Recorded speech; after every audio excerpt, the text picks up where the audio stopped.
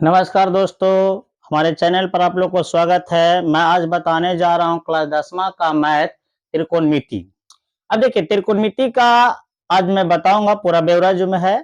त्रिकोणमिति किसे कहते हैं, त्रिकोणमिति का जो है कितने शब्द से बना है, त्रिकोणमिति का प्रयोग किसके पास जो है क्यों किया गया था, मैं आज ये सब आपको बताने वाला हूँ। ठीक है, ध्यान से सुनिएगा। सबसे पहले ध्यान दीजिएगा कि ट्रिगोनोमेट्री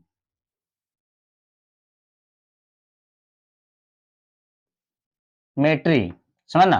देखिए ट्री मतलब होता है तीन, ट्री मतलब क्या होता है तीन, गोनो मतलब क्या होता है कोन, गोनो मतलब क्या होता है कोन, मेट्रिक मतलब क्या होता है मापना, मापना।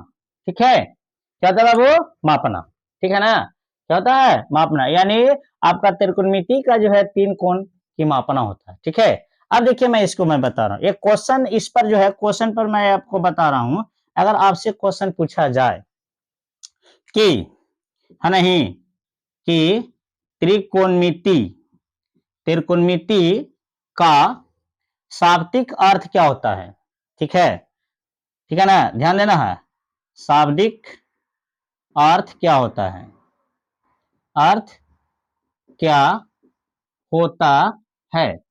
ठीक है, आपको एक क्वेश्चन पूछ दिया जाए तो इसको जो है आंसर आप फटाक से बता सकते हैं कि तीन कोनों की माप होता है, तीन कोनों कोनों की माप होता है, होता है जो जो ग्रीक जो ग्रीक भाषा से जो ग्रीक भाषा से जो ग्रीक भाषा से बना है, ग्रीक भाषा से बना है। समझ में आ रहा है बाबू। शाब्दिक अर्थ क्या होता है, तीन कोनों की माप होता है जो ग्रीक भाषा से बना। अब देखिए क्वेश्चन दूसरा समझना, इसी में से कहता है कि त्रिकोणमिति का क्या अर्थ होता है। त्रिकोण मिति त्रिकोणमिति का क्या अर्थ होता है, क्या अर्थ होता है। ध्यान देना बाबू, त्रिकोणमिति का क्या अर्थ होता है, तो आप इसका आंसर दे सकते हैं कि त्रिभुजों की माप होता है। इसका आंसर क्या होगा, त्रिभुजों की माप होता है, होता है, ये समझिए। ठीक है, त्रिभुजों की क्या होता है बाबू, माप होता है। क्वेश्चन आपकी तीसरा जो है बता रहे हैं, ध्यान दीजिएगा।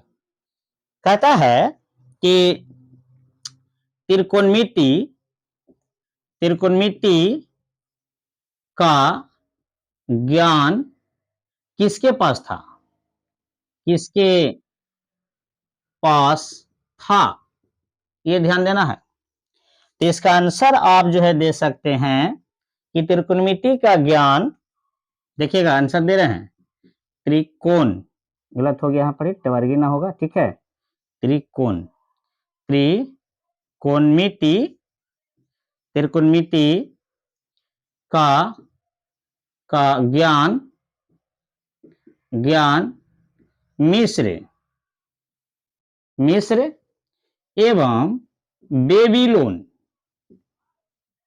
बेबीलोन बेबीलोन के वासियों के पास था, बेबीलोन वासियों वासियों के पास था। ठीक है, वासियों के पास था, यहां पे लिख देते हैं पास था। ठीक है, बेबीलोन के वासियों के पास था, वासियों लिखा हुआ है, यूं लिखा हुआ। ठीक है, वासियों के पास था, यानी त्रिकोणमिति का जो ज्ञान था ना वो मिस्र एवं बेबीलोन के पास था। ठीक है, आई होप कि ये सब परिभाषा जो आप जो है समझ में आ गया होगा। इसको परिभाषा जो है नोट कर लीजिए और इसको जो कॉपी में नोट कर लीजिए कि ताकि अगर आपसे कोई पूछे या आपसे अगर कोई पूछना है, किसी को कुछ पूछना है तो आप पूछ सकते हैं। ठीक है, ठीक है ना, इसको डिलीट कर दें। चलिए आगे ध्यान देना है, तीन तक हो गया। ठीक है, चार देखना है। कहा जाता है कि त्रिकोणमिति का प्रयोग किसके लिए किया गया था? त्रिकोणमिति का प्रयोग किसके लिए किया गया था, ये आपको समझना होगा। ठीक है, 3 तक हुआ ना, अब 4 देखना है। ठीक है, चौथा त्रिकोणमिति, देखिए समझिएगा, क्वेश्चन समझना है। त्रिकोणमिति का प्रयोग किसके किसके लिए किया गया था? किसके लिए किया गया था, मतलब किसके लिए प्रयोग किया गया था, किसके लिए प्रयोग किया गया था, पहले समझना होगा। त्रिकोणमिति का प्रयोग किसके लिए किया गया था, तो ये देखिए आंसर मैं बता रहा हूं। कहा जाता है कि त्रिकोणमिति का प्रयोग पृथ्वी से सूर्य,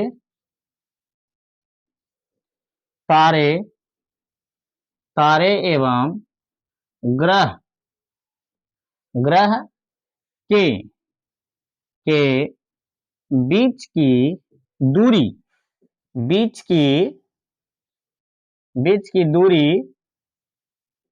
दूरी ज्ञात करने के लिए किया गया था। दूरी ज्ञात करने के लिए किया गया था।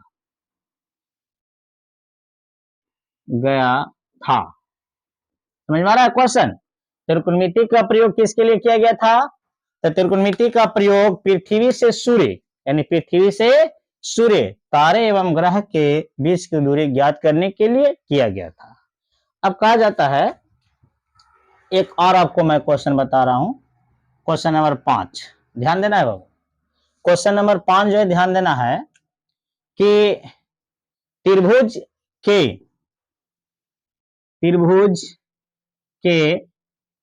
कोण एवं भुजाओं के बीच के संबंध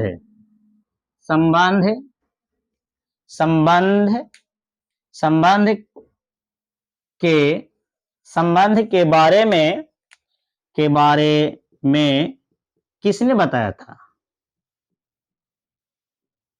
किसने बताया था बताइए।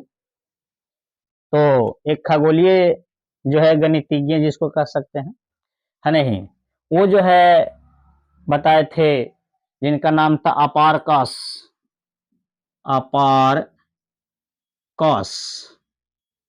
अपारकस, जो 140 ईसा पूर्व में बताने का काम किए थे कि जो त्रिभुज में 3 कोण, 3 भुजा, है नहीं, 3 भुजा, 3 कोण, 3 भुजा, है नहीं, 3 कोण एवं 3 भुजा होती है, और त्रिभुज के तीनों कोणों का योग 180 डिग्री का होता है नहीं, जो अपारकस ने बताने का काम किए थे 140 ईसा पूर्व में ही। ठीक है, ये आपका त्रिकोणमिति का जो है परिभाषा के तौर पर जो आपका हो गया। अब हम लोग आगे चलते हैं, ध्यान देना है, इसको नोट कर लीजिए, है नहीं।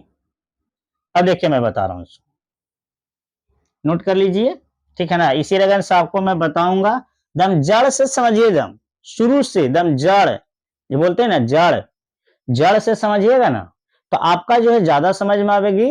और जड़ जिसको मजबूत है, तो समझिए कुछ फुट लूंगी तो ऐसा ही मजबूत रहेगा।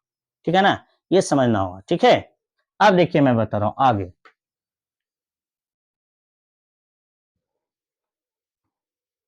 आगे के ध्यान देना है। देखिए त्रिकोणमिति जो है ना, बहुत सारे इसमें सूत्र होता है, जो आपको मैं बताने का काम करूंगा, जो आपका पार्ट 1 में जो है ये चीज बता रहा है। ठीक है, अब देखिए समझना होगा। त्रिकोणमिति में आपका जो है अक्कल की जरूरत होना चाहिए। क्या होना चाहिए? अक्कल, अक्कल की जरूरत। अ से आधार, का से कर्ण और ला से लाम, ला से लाम। आ से आधार, का से कर्ण और ला से लाम होता है। जिसको लाम को पी से संकेत करते हैं, कर्ण को एच से संकेत करते हैं। पी लिखा हुआ, ठीक है, क्या लिखा हुआ बाबू? पी। देखिए हम अंग्रेजी में नहीं बोलेंगे, है नहीं। और एच से जो है ये आपका जो है आधार है ना, आधार बी से बोलते हैं। यानी आधार वी, एच कर्ण और पी लम, है नहीं। ये चीज पॉइंट को अगर आप समझिएगा ना तो आपका जो है सूत्र जो है खुद जो आप इस पर सेट कर सकते हैं। देखिए आपका आगे चल के आने वाले क्वेश्चन में कर्ण आधार लम जो है काम देगा, ठीक है। अब ध्यान देना है आगे। अब देखिए पहला पॉइंट है नहीं, पहला पॉइंट हम लोग चलेंगे कर्ण स्क्वायर से।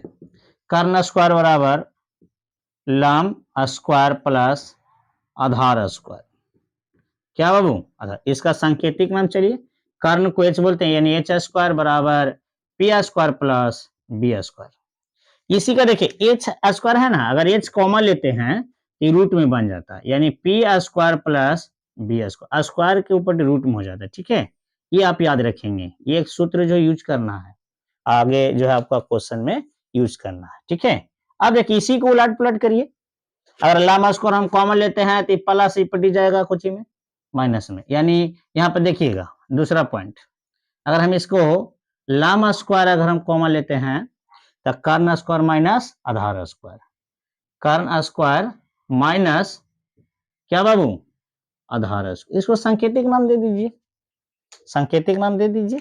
यानी हम लोग जो है लम को पी, पी स्क्वायर बराबर H square minus B square, इसको सांकेतिक नाम लिख दीजिए। यानी आपका p बराबर हम लिख सकते हैं यहाँ पर स्क्वायर है ना तो रूट में हो जाएगा, यानी रूट में H square minus B square, H square minus B square, ठीक है, ठीक है ना। इसी एंगल से आगे आपको तीसरा देखिए, आधार स्क्वायर कॉमन लीजिए,